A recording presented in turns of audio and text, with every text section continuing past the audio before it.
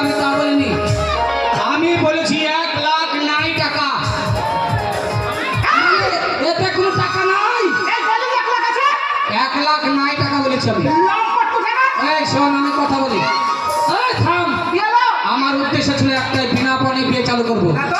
পণ দেবো না, পণ দেবো না, বিনা পণে বিয়ে চালু করবো। তোরাও পণ দিবি না, আমিও তোর পেছনে পণ খরচ করবো না, বিনা পণে বিয়ে চালু করবো। কিন্তু মানুষকে জড়ো করার জন্য টাকার লোভ হচ্ছে সবচেয়ে বড় লোভ, তাই মিথ্যে করে বলেছি এতে 1 লাখ নাই টাকা আছে।